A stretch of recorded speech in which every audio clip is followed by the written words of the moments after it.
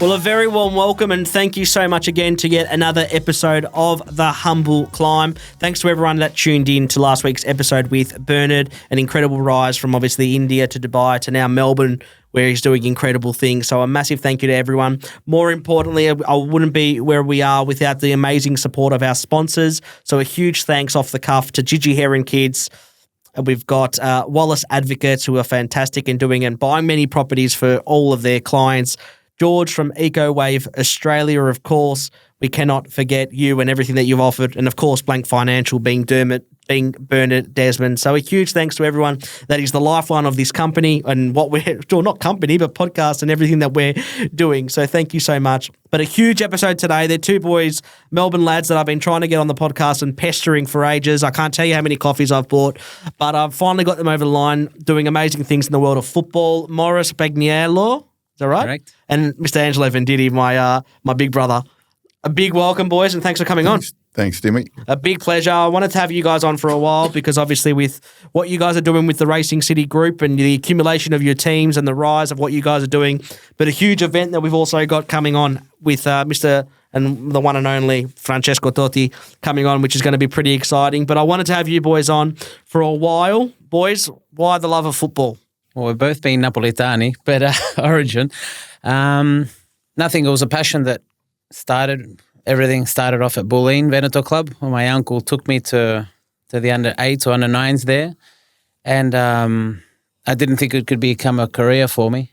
You were a player as well? Yes, but if all the friends I've got now that won World Cups or played in the top leagues and champions, I don't say I played football when I'm around them, so I can get away with it here, though. I love it. Yeah, I left over to go to Torino Football Academy in... 1997?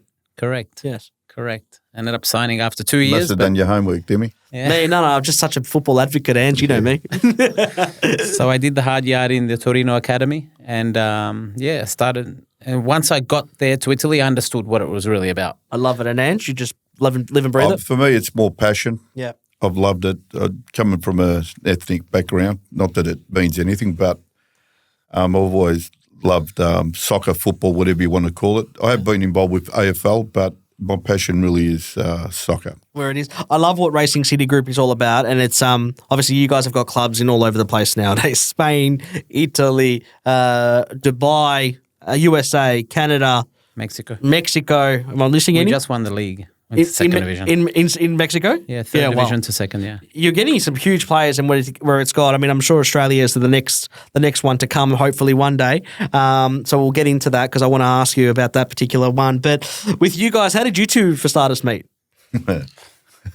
Lygon Street. Oh, okay, yeah. Nice.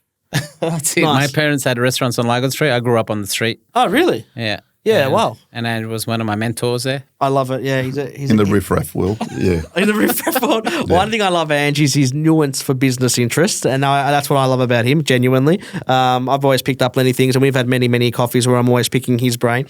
So it's an amazing thing. In general, obviously football is taking off in the country. We've seen the rise of the Women's League and what that's been doing for worldwide, especially Matildas. Like, they're just smashing it.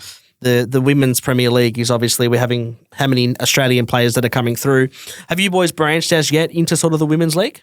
Yes, we've got 2 clubs in United States, and Morris is in the middle of trying to organise something in Europe as well. The Middle East is a little bit slower as the transition of women playing football, but Morris is in talks in the Middle East with a lot of dignitary, would you call it, and trying to get everybody on board.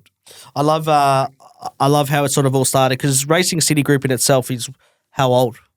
It's actually only 5 years old. Yeah, it feels like it's been around for a lot longer. Yeah, it does. There's a lot of work's gone into it, but it's just a spin-off of what we actually did. We're in development, football development. And we started with 7 kids in a park here in Ivanhoe, and we got to 18,000 kids affiliated worldwide. Major part in Canada, America, of course. But we started from there. So it comes from that. And COVID, everything closed down. The only thing that was going on was football games and clubs. So we thought, we had one club at the time.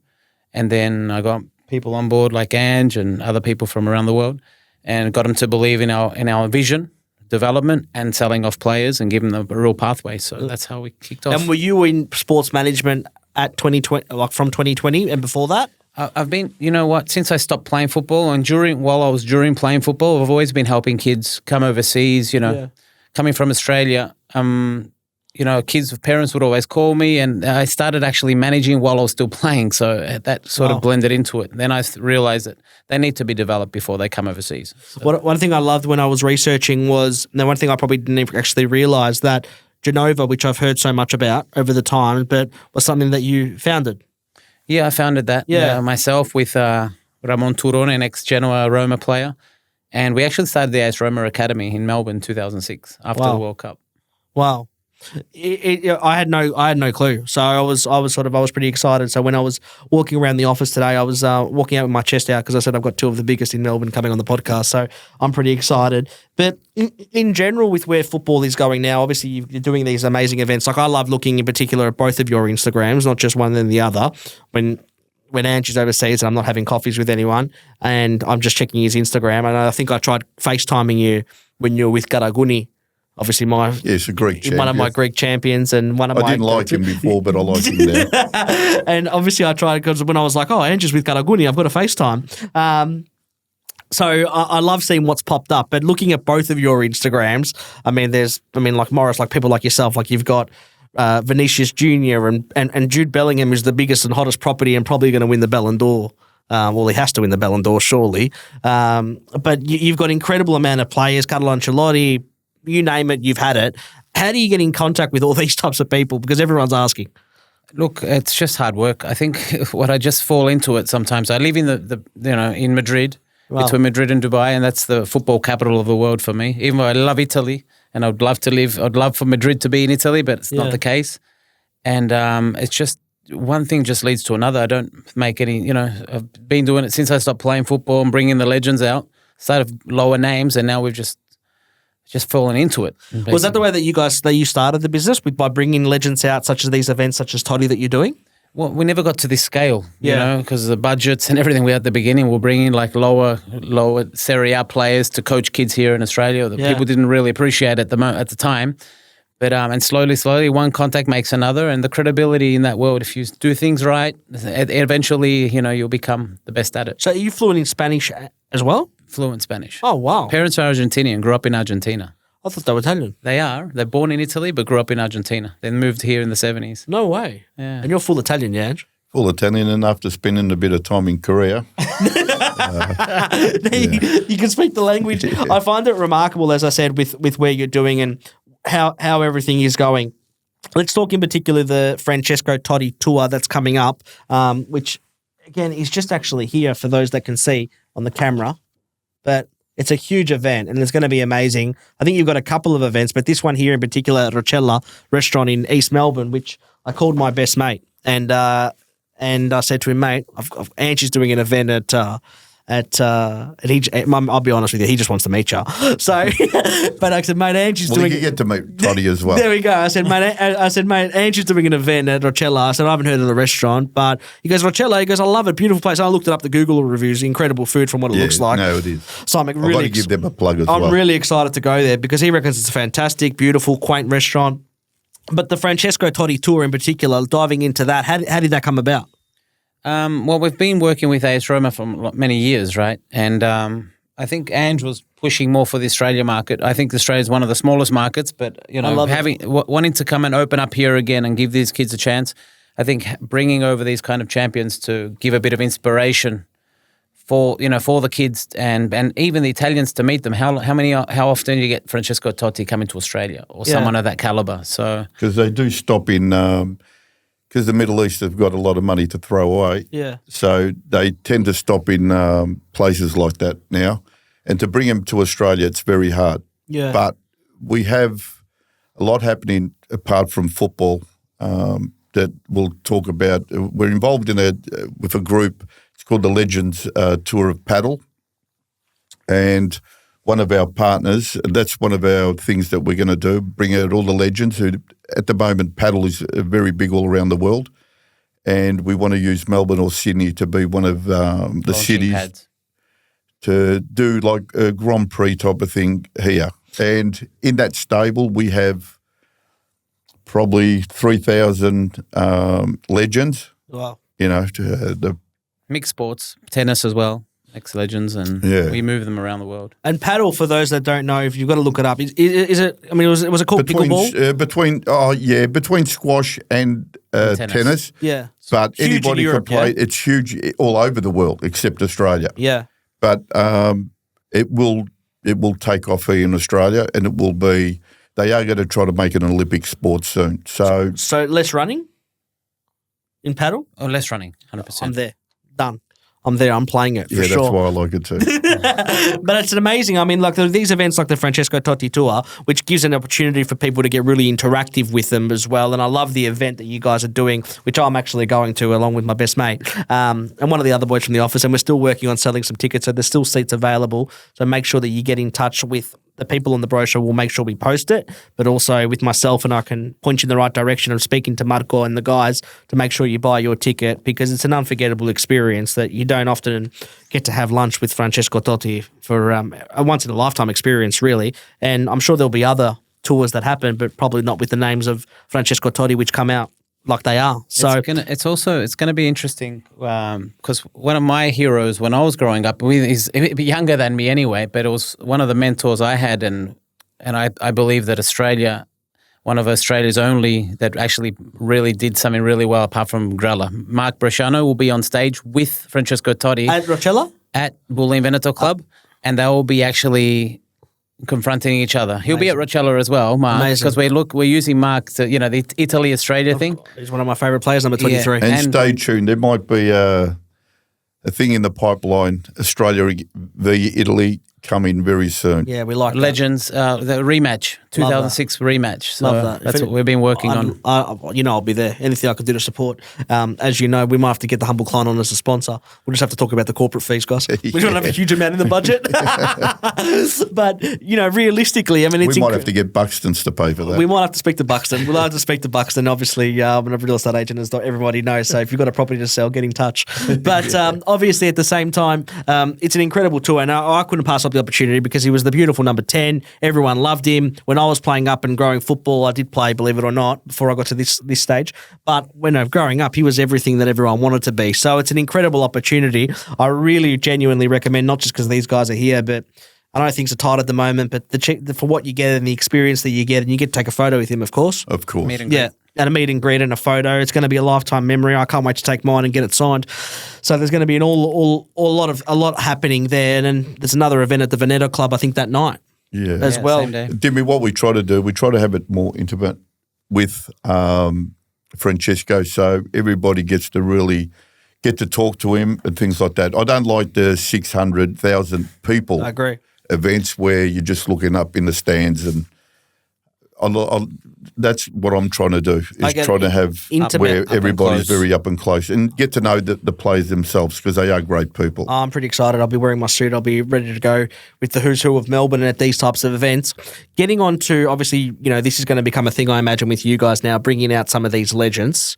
Correct. So I imagine it's going to be something. So it's going to be a huge avenue to continue to explore, because I think Australia is finally getting somewhere with football, and there's finally some sort of recognition happening on the sport with what's happening our players. I mean, I don't know if you boys saw overnight the championship. Kasuni Yengi just went up with Portsmouth. It's just gone up to the champion. Unbelievable. And Wrexham as well. Amazing to see. I mean, stories. There's finally some good stories that are happening about football in this country. Western United's just opened up their brand new facility. There's money being poured into the sport. I wanted to ask you, in particular, Morris, as a current football agent managing over 100, 120 players, what's your advice to, Australian kids just going for their dream? As you're saying that, I'm actually reading the first word I would actually mention to the kids would be humbleness. One of my experiences going over as an 18, 19-year-old was I wasn't humble enough. And I think we all dream to be footballers, but there's a lot behind it, right? There's a lot of hard work, years of sacrifice. Look, I'll just be quick. I had the advantage of meeting and hanging out with Cristiano Ronaldo, Messi, Pele, Maradona, Mike Tyson, which we brought out. Elite athletes, super elite athletes that have made the mark. Ben Johnson made their mark in the world, and they've all got one thing in common. They don't know anybody, and I ask them the same question: what made you the person you are, or the athlete you are? They've all got one thing, and they all believe it. They don't know anyone in their lifespan time in their careers that has trained harder than them. Mike Tyson doesn't know anyone who's trained harder than him. Pelé said, Morris, I don't know. I brought him into Australia, by the way. He came out a few years ago. Wow. I don't know anyone who's had more shots at goals till my legs dropped. My father would be in goals and I'd be shooting at the goal. I don't know anyone. I've never met anyone who trained more than me. Same with Cristiano. It's not just, doesn't just start at the football field and finish at the football field. It's a whole living that lifestyle of a footballer. And that means food, looking after your physical, mentoring yourself, watching videos. It's like, it's a full-time job. Wow. And if people just see it as a sport, it's going to stay as a sport. And look, Mark Bresciano, how can you get a kid from Australia coming? It's almost impossible, but he did it. Like I think he's one of the biggest mentors kids should look up to from Australia. I talk about Italy because I'm Italian, but Mark Bresciano and Vince Grella did miracles. They came from Australia in a broken system which you're not developing because it's part-time and parents coaching. And we grew up in that era. Now it's, becoming more professional. And to go and play like a career in Serie A is almost impossible, but it's not impossible. It's just having the right pathway, right mentality, and the time, it's a culture. I mentioned it yesterday also. It's the culture we don't have of living for the sport. It's just a sport. No, it's life overseas. So that's what you're competing against. And when you say, this competition's too strong, you've got Africans, you've got South Americans, the only difference is not that they're super. They've just got nothing to fall back on. Where our mentality growing up here is, if I don't make it, I'll take over my dad's business, or I'll go to school, I'll go and study. So they give themselves a short span of time to become professional. I'm going to give myself a year. Hold on. These people, one person we brought out 2 years ago, year and a half, Marco Materazzi. Yes. At 24 years old, he signed his first professional contract. 24. And at 34, he was holding up the World Cup, scoring 2 goals in the final. So more than that, kids can't stop dreaming and having that objective, but you have to be able to dream, but you've got to do the work. I love that. I love that answer, and I love the humbleness as well because it gives an insight into some of the top athletes. And we have had, we've had kids go over there 15 years of age that with the attitude of thinking it's so easy, and they've lasted 1 week, 2 weeks. Remember homesickness and things like that. Picking up and going overseas is one thing, but when you haven't got your parents or anything like that, you need. There's a lot more that goes into it. We had a kid 2-3 weeks ago, plenty of talent. Went there, lasted a week, wanted to go back home. Oh, wow. So they're the ones that slip away. And I had a mate of mine that was playing in the A-League and got scouted by Incheon United in the K-League and ended up going there. And he says from a football perspective, it was a fantastic experience. From a living perspective, it was one of the hardest things he's ever done because not knowing the language and speaking and just train home, read a book, repeat. But that was all. There was no family support system. He lasted out the whole contract, but it said the football quality was incredible in itself as well because he was around people that live and breathe football consistently and at a professional flight. You can understand exactly why we got an academy overseas as well, like a residential academy where we screen the players from. Right, the next step from here, we take them to our academy to see how they go and put them in a club situation.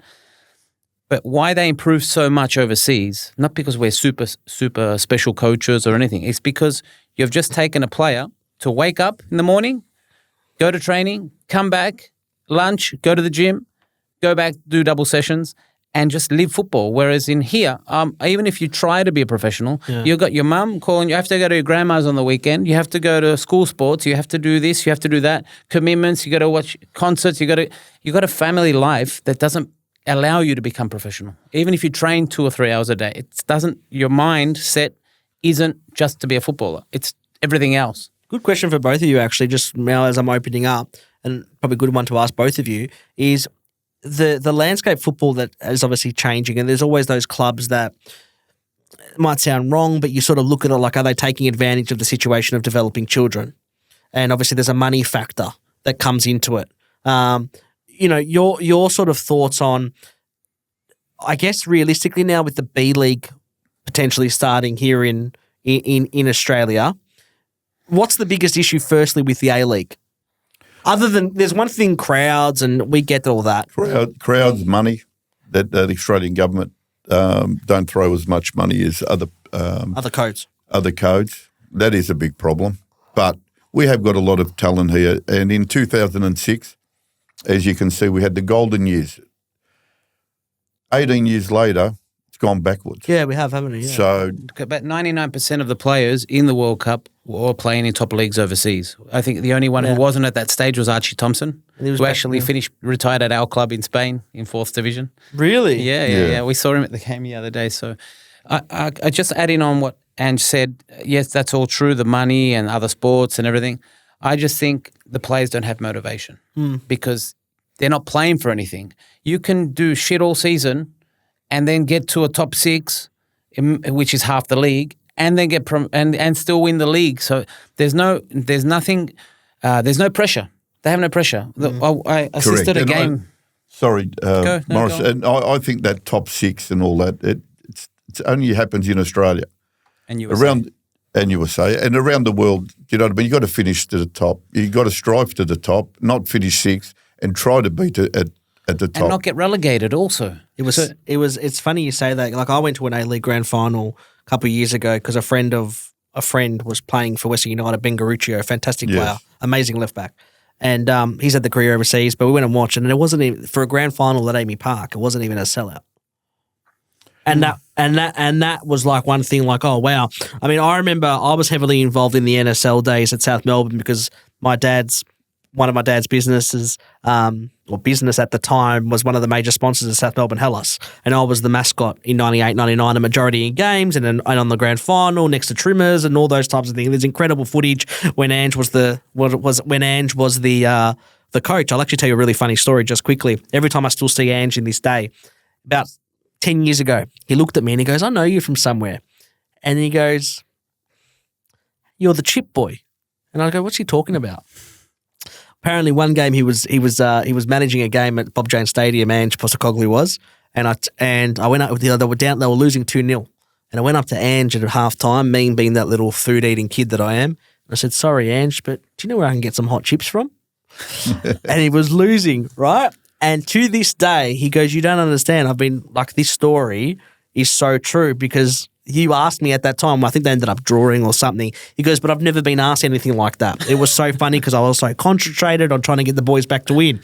True story. So I miss the NSL days and I love the NSL days, but do you think that the reintroduction of the B-League now, it's going to change the platform of football in Australia for the better? Well, it depends on, it's really at the beginning, and they're trying, the new president of FA is doing a great job in including that. FIFA are imposing that on a lot of countries. Mexico as well opens up in 2025 because they followed the American system and it all flopped. Yeah. But it's just creating that culture of being responsible. A lot of kids don't make it as a footballer. 99% won't make it as a professional footballer, but they're not prepared for the failure. And they've got to be, if having promotion relegation system will help that, hey, we're going to fight for something. We're going to fight to survive. We're going to be a team and unite, not like, I'm not going to mention any team names, but there are people that just go out there and they're already on holidays because they're not in the playoffs and their minds are already on when they're going to go to Bali next week. Yeah. And that's, and that's not their fault. It's the system's fault because there's no promotion relegation. In Spain, youth football at under 10s or under 12s, you can get promoted and relegated. Yeah. You can be Real Madrid under 15s and be the best in the country and still get relegated. So there's promotion, and that's preparing the kids to be competitive. Not a participant. I have to compete, not be a participant. I loved one of the things that I heard once. Bruno Fornaroli from Melbourne Victory, he was on a podcast once and he was saying that I think it was either his son or his nephew or something was playing in Uruguay and they were 5. And the referee was handing out yellow and red cards at the age of 5. And the difference in Australia would be no cards, no play for fun, whatever the kids, versus the Uruguayan system, or probably a lot of the world system, which was, we take it seriously from the start. Yeah. And the different breathing and model. I mean, I see a lot of these football academies now in Melbourne that are created in Melbourne. I I think some of them are really great value for some people. Other people, is it really giving the benefit? Club? Yeah, something like that. I mean, good friends of mine, and I'll give him a plug, Beyond Technique Football School, Rashid Mahazi, one of my best mates, he's got a football school that they've got, and the care that goes on is very different to what I've seen at other football academies and been involved in, coming from a sports background, as I spoke off topic with you guys before. So I really hope that this B League generates something, because we've got an incredible amount of players and talent that are coming through this A League. And there's clubs like... But there's no pathway, Dimmy. No, it's the pathway, and Lucky Morris and a few other people that are involved, that show we've got that pathway. And now we've got other people on board, Ross Pelligra. Very classy individual. Yeah, very classy, and he's taken on the burden with Perth Glory at the moment. Now, they're sitting last. He's just taken over, and he's a winner. He doesn't want to be a loser. And there's no problem there.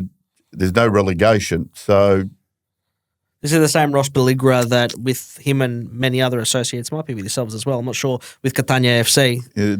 Unbelievable club in Catania. That's just come from won the third division, is that right? CDSC? Won the fourth division, went to third division, and now we're in playoffs as they go to second division. So and won the Coppa Italia. Incredible. And that's why you see, and that's the one that Vinnie Grella's at, is that right? Yeah. Correct. She's the Vinnie Grella's at that club. I mean, you're dealing with people there. If I was a player wanting to go to any club right now, it would be Perth Glory, because you know that guy is pretty driven. Oh, yeah. Oh, he's driven, and there's already players returning from Perth because everybody wanted to leave Perth. Absolutely. So they all want to go back. And they've got incredible players. Boys, I can't thank you enough for coming on. As I said, this event, the Francesco Totti event, along with others, but if you can't make it to this event for whatever reason, whether it be money or whatever it is, but keep an eye on all the other future events that are coming, because it's invaluable opportunities and experiences that we can all get. And I always find that I get something out of some of these events. And as the boys know, I got a lot of them. I love them.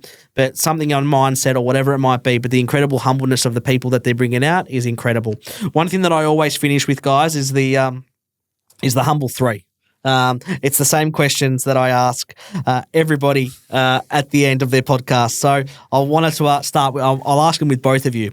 And it might actually be a bit of a hard answer for these questions for you, for one of them in particular, because you guys have had dinner with every one of the who's who of the world. But if you could have dinner with three people, who would it be and why? Ange, you go first. Well, Robbie Budjo is one of them that I love going, because he's very humble. Yep. And there's more to football with him. Yep. He loves hunting. He loves doing a lot of things. He's a Buddhist, and I do enjoy talking to him. Yeah, he's one person. You could pick another. I mean, I know you've had dinner with a lot of people and shaken a lot of hands, but any other two in particular that he hasn't done, or he has? Yes. I mean, have you ever done The Rock? Have you met The Rock? We have met The Rock. We have met The Rock. Yeah.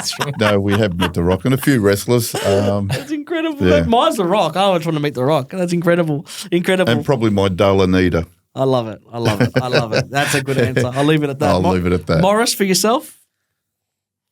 I'm just thinking who I haven't had. Actually, you know who?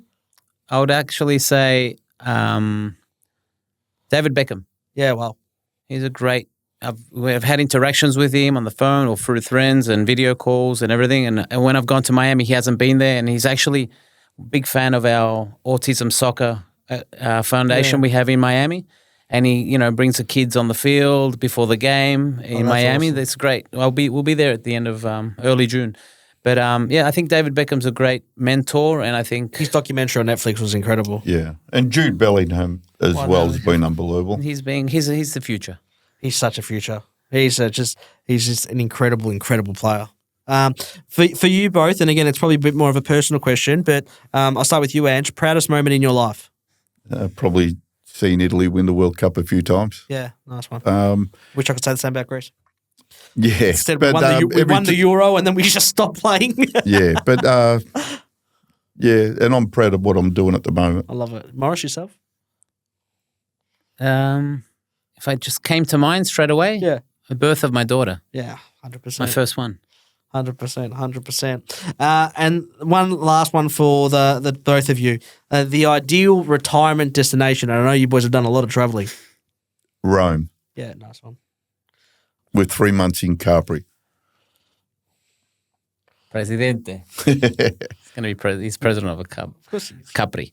I've been away so long and I've lived everywhere where you can imagine. Monaco, New York, London, Rome, Milan. I've been everywhere. So I would actually say I would like to retire in Melbourne. Yeah, nice.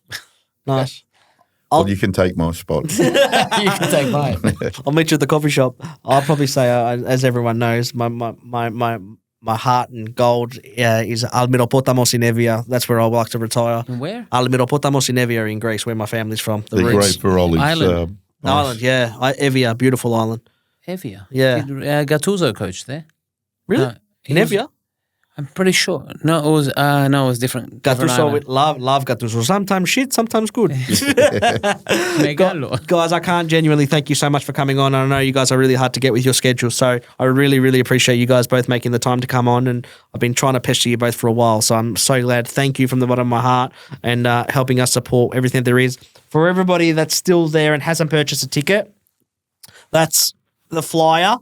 The Francesco Totti tour at Rocella restaurant. I'll be there. My best mate will be there. One of the boys from work will be there. But there'll be plenty of people there and plenty of amazing insight that you can get. And there'll be more people to come that are after Totti as well. So support these guys as much as you can. They've definitely supported me in my time in the Humble Climb. So thank you. And as always, a massive thank you to our sponsors, Wallace Advocates, George from EcoWave, Gigi Hair and Kids, and lastly, Blank Financial for continuing to let me bring this to life and my little baby, which I love. So a huge thank you. Any questions, get in touch with Marco. We'll put his number there at the bottom, or message myself and I'll point you in the right direction. There's going to be a fantastic day, but plenty of events, and follow these guys. And if you're don't have a team in the USA or Mexico, you now do. What is it? Racing City, Louisiana, Dallas. What else we got? Bro, Dallas, Houston, Sacramento, and Los Angeles, our last major club. There we go. So we've got, and if you're not following a team in Dubai, we've got that as well. So whatever you want, Racing City Group, get on these guys. But Angelo, Morris, thank you, boys. And we'll be back for another episode next week. Thank you.